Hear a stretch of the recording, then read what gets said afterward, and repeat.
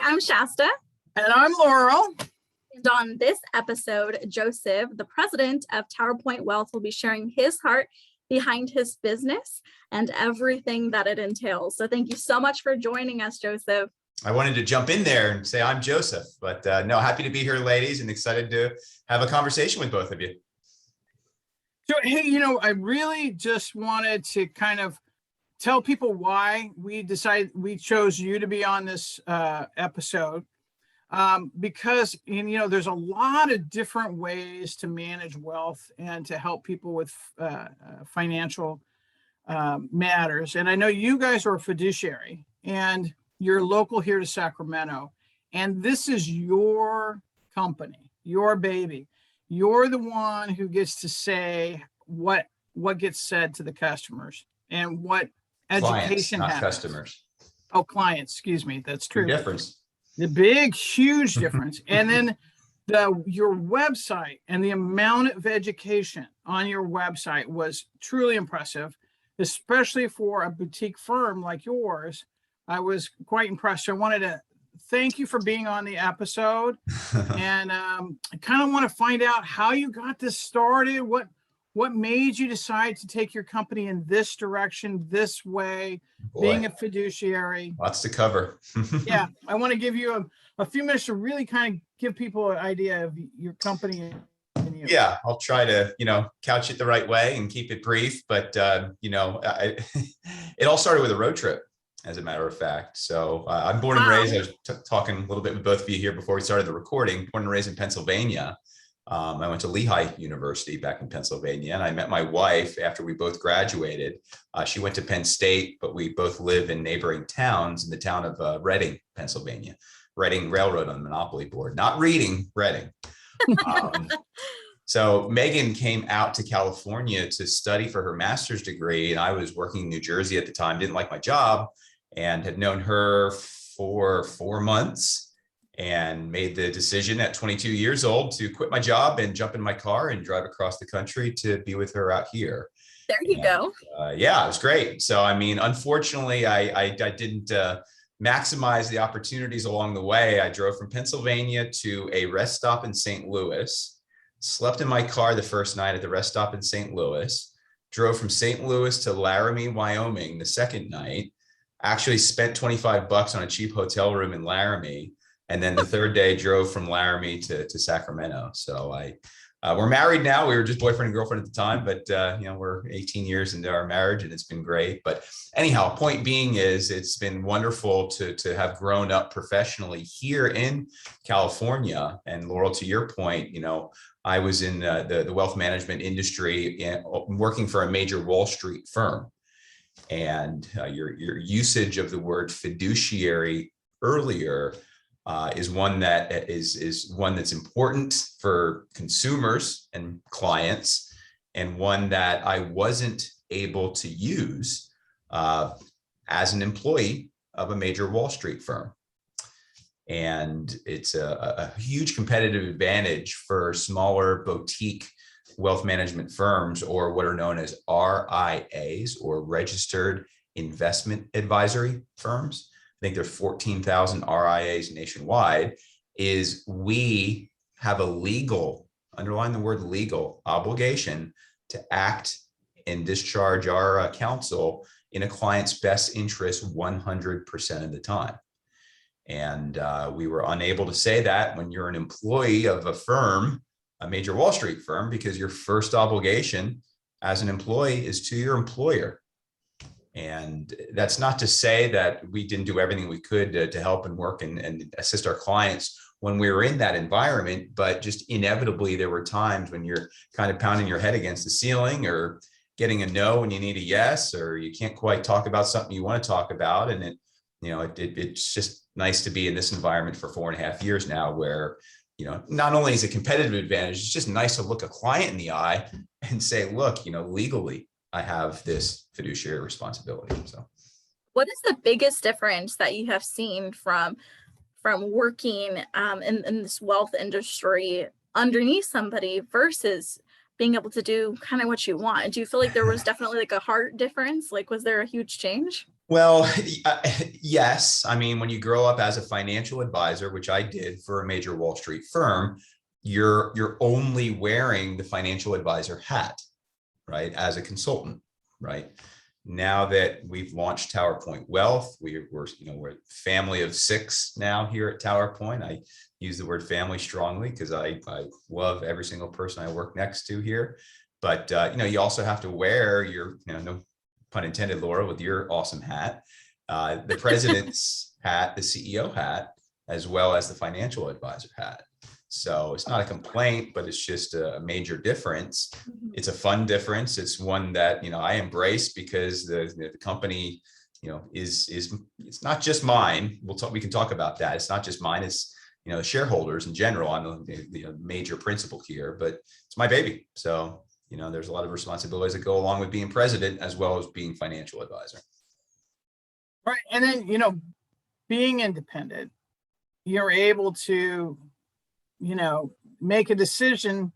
Not only are you legally required to do it for them, but, sometimes I make decisions that cost my company money, or in the best interest of doing the right thing. Right. Sure. Even if it's, and that's what I love about it. And, like I said, I was pretty impressed by the amount of education and your caring about that on your website and stuff. It's like your clients, for you want them to make the best decisions possible. Sure. And you spend resources on that. And I was pretty impressed by that. Tell us a little bit about how that all comes about. I just had a conversation with a colleague yesterday about the overall spend on the website, and it's done for a reason, Laurel, to your point, right? It's not always an easy thing to, we are a for-profit organization. I mean, let's be clear about that. However, you can certainly be a for-profit organization and still, do the types of things that aren't necessarily correlated directly with immediate profits, right? You're providing value. Well, and I mean, that's well, certainly, Shasta, we're providing value. I like to think that. We wouldn't be here if we weren't doing something right, knock on wood. But, that's the long game as well, where, I mean, it's not a transactional thing where, hey, a client comes and goes because we've sold them a product. We don't want clients like that. It's not attractive. It's not our business model. It doesn't fit with our philosophy and our values. And, when we're looking to take somebody on, I mean, we will huddle as a group and talk about, who we're entertaining as a new client. And it's almost, we're interviewing them as much as they're interviewing us, because we want to make sure that the culture remains. We want to make sure the fit is a good one. We want lifetime relationships or partnerships. And we want people that are looking for the same thing from their firm and advisor as well. So that isn't always congruent with what the prospective client or investor might want, and that's fine. But you have to be thoughtful in terms of not only how you build your business, but also in terms of the type of people who you're working with as clients and obviously as colleagues as well. Joseph, you're in a huge leadership role, running your own business, making sure that you're giving the best of the best to all of your clients. How do you take your values and your beliefs and your mission for Towerpoint Wealth and really transfer that to the people who are also working with you and alongside of you? I appreciate the question and the observation. I don't always think about it in terms of, being in a leadership role. I mean, I get that I'm president, but to your point, Shasta, I'm not just leader of my 6, family and team members here. Obviously, clients are hiring me, not as CEO, but as financial advisor, to truly be the captain of their financial ship. And so it is a leadership role. It is a lot of responsibility. It's one that, I enjoy, embrace, and I will continue to work diligently to earn that trust and responsibility. But I think, to be more direct in answering your question, you have to know who you are, which we're all, continually in search of. But I mean, you have to know who you are and what your values are and what your philosophy is, and then be consistent about it. Right. And you can't just go out chasing the next dollar of revenue because you want to grow the top line. If you aren't true to who you are and true to who your values are, people see right through that. And, you don't have much of a business if it is not congruent with who you are as a person. Exactly. And I've realized that you have a really good follow-up system too. Like every single As do time I you, talk Shasta. no, but it's like, it's so impressive because so many people like say they're going to do something or talk about doing something, but don't follow through. And Yeah. you're just like, you just have it all together and it's just so awesome. And I want to know, what advice do you have for other business professionals who, want to have those relationships with B2B contacts or want to be better at following up with their clients? How do they get better at that? What tools do you use? Yeah, I mean, technology certainly is front and center in terms of how we answer that question. There's a professional edge / paranoia involved with anybody, I think, who wants ultimately to be successful, right? So I think that can be cultivated to some degree, but you can't just outright teach that. I mean, I think you kind of have it or you don't. But, a little bit more specifically answering your question, I mean, the way we leverage and use technology as you guys do as well, I've seen, certainly allows us to operate and to, let the technology think for us, right? I'm not remembering all these things off the top of my head, but I mean, we use Salesforce, we use, a number of other contact management systems and email systems that, allow me to appear externally with a better memory than perhaps I actually do have, but that's okay. And people don't really care how you're remembering as long as that you are. And frankly, I mean, a big part of our responsibility at Towerpoint Wealth isn't just the planning and the experience and the brains and the wisdom that we're bringing to the table, but it's also, and the key word is coordination. And, people don't want to worry about their money, and people typically do worry about their money. And Absolutely. If we're able to not only demonstrate competency, but also to demonstrate care, then all right, we're cooking with decent ingredients there. And so far, I mean, life's not perfect, but so far so good. Well, you just speak to the value in actually investing in programs like that. I know even us at Laurel Buys Houses, we spend that money on programs like that because we want to make sure following up is huge. Without the follow-ups, how do you expect people to know that you care about them and that you're there for them? Well, you're responsible. I mean, you can't just task a client or someone at the firm to do something and then you can't expect them to just do it and let you know that they've done it. You do have to, and it's not a bad word to use, you have to babysit the task, right? And I mean, I know with myself, and as a random example, we use Outlook as our email program, right? So when I send an email to somebody that has some type of action item or some type of thing that needs follow-up, it's funny, I'm a big believer in, it's called delayed delivery.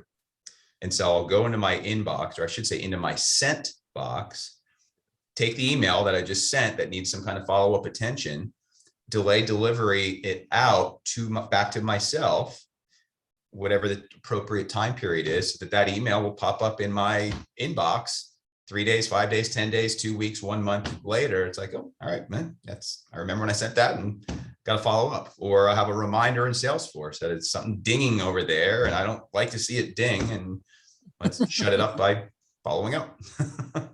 So yeah, I kind of call that having the world yell at me to do what I need to get done. Well, that I'm committed to get done. Yelled at, Laurel.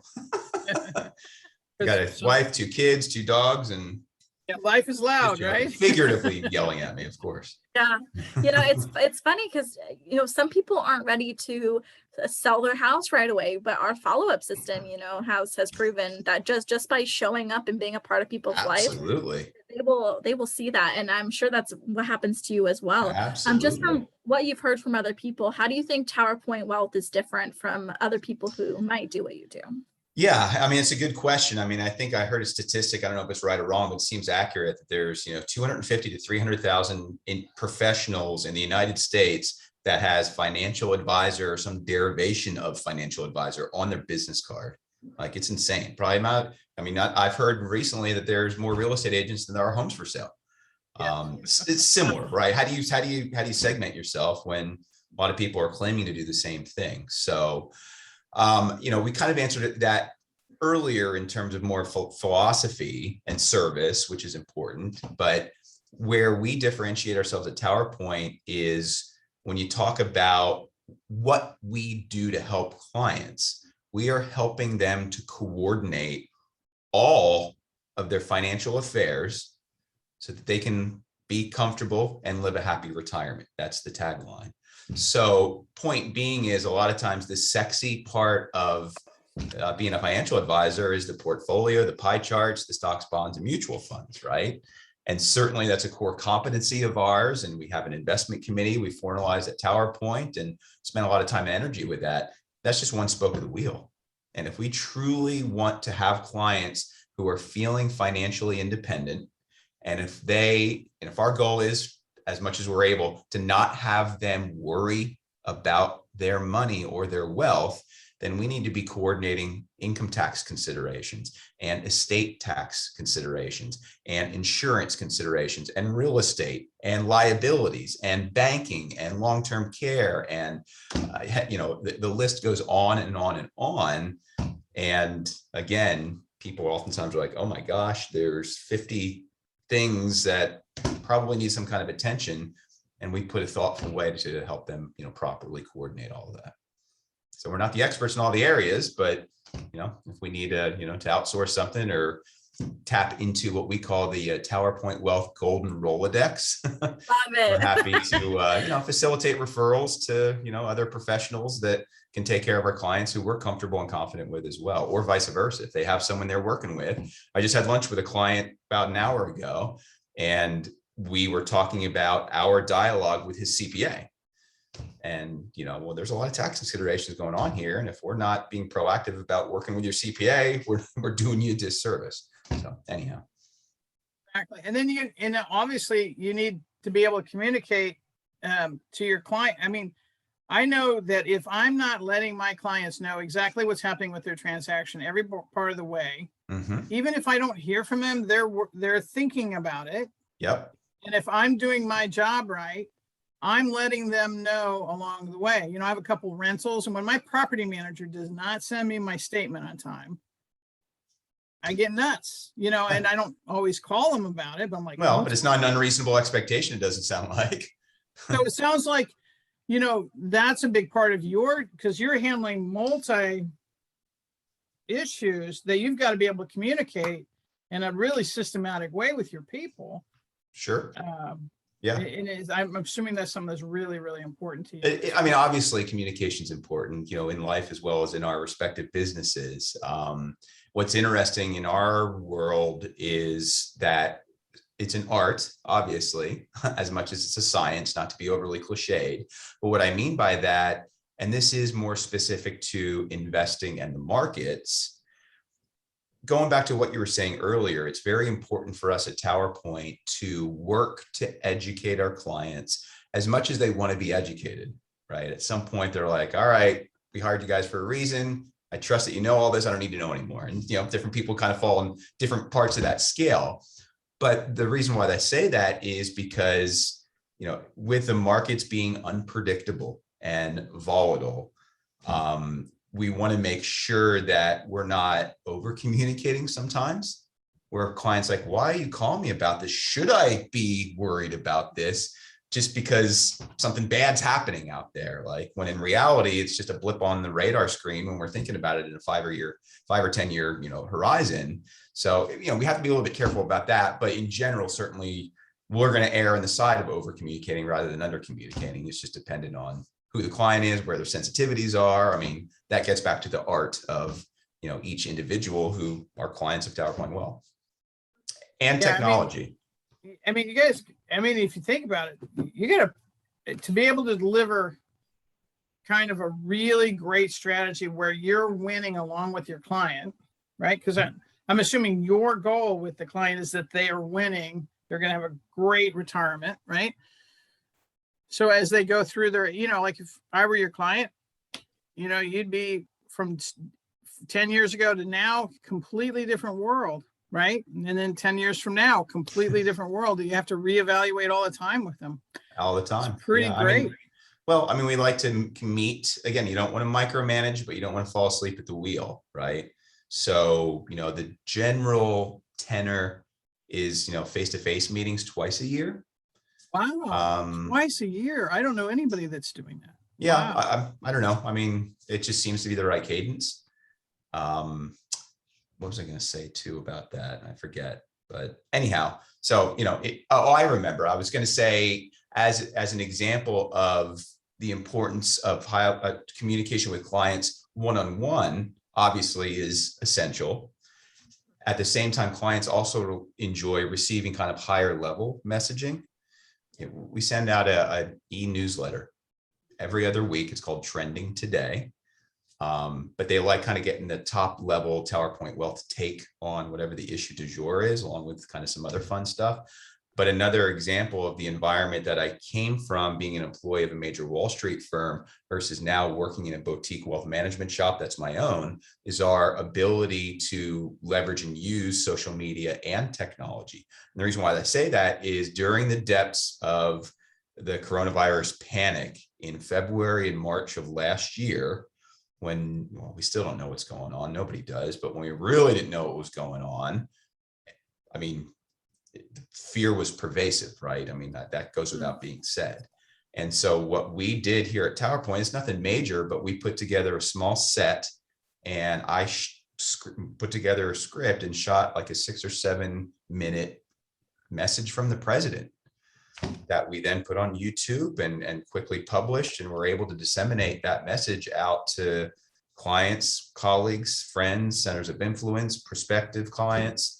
And it was an excellent way to get that message out, to exhibit leadership and calm and stability in the face of a huge hurricane that we were dealing with, and do it at scale, right? I couldn't do that with every single Towerpoint Wealth client. I mean, believe me, we were having conversations, all the time, but it's just nice to be in an environment where we can leverage and utilize that type of technology as well.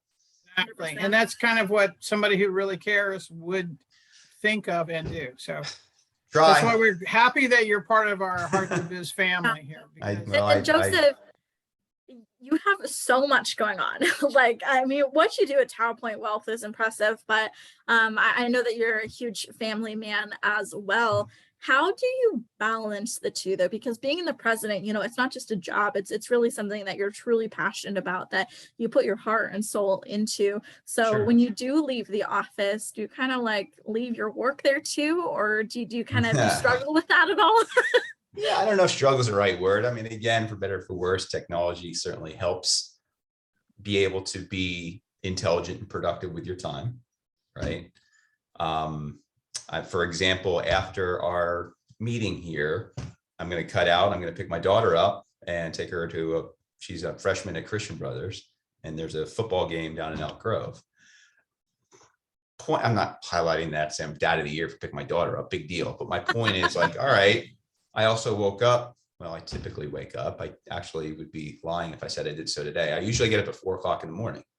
So sleep suffers and is sacrificed, but it's just nice to say, all right, I've got a block of time here in the morning where nobody's bothering me. I know I can get some work done.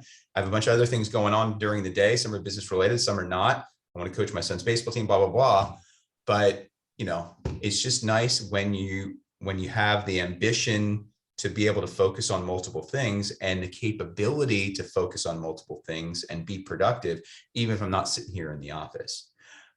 Random example, my daughter plays softball, just like my son plays baseball. And I won't be afraid to say it. So a lot of the parents of the softball team will sit there in the stands and watch the girls practice for 2.5 hours. I love watching my daughter play softball. I'm not going to sit at her practice for 2.5 hours and watch her practice. I'll go and watch her play 8 games in a weekend, but I ain't watching practice. So, I don't know, random example of where I can break out my laptop or go on a run or go back to the, whatever. But, you just got to think about how you prioritize things, whatever. And sleep isn't always at the top of the list. Every once in a while. Wish it was, though. Things will change.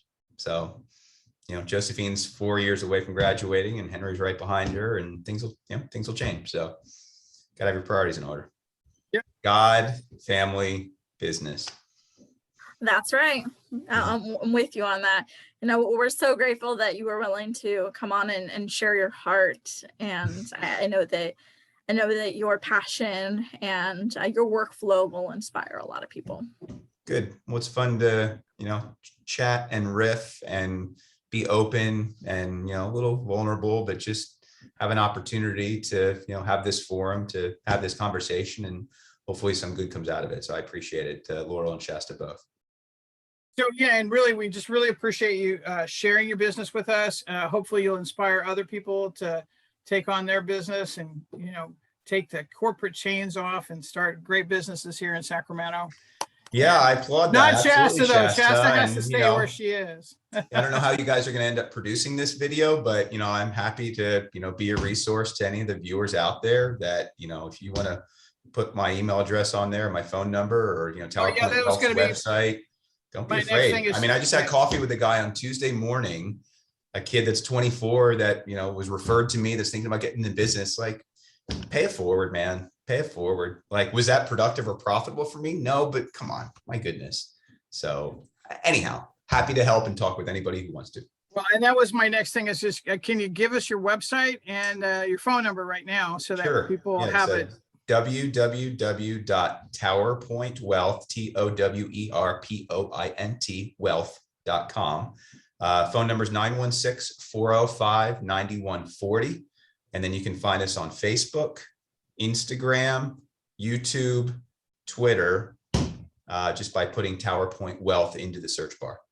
So follow us. We're a good follow from what I've been told. Yep. Yes. Yeah, I'm following you. You got a lot of good info. I've been pretty impressed. So yep. Thanks so much. Cheers, ladies. I appreciate the time and have a good weekend. Yes, thank you, Joseph. And thank you so much for listening to Heart to Biz. Please join us next Thursday for a brand new episode where you can learn and discover another heart of a local business professional.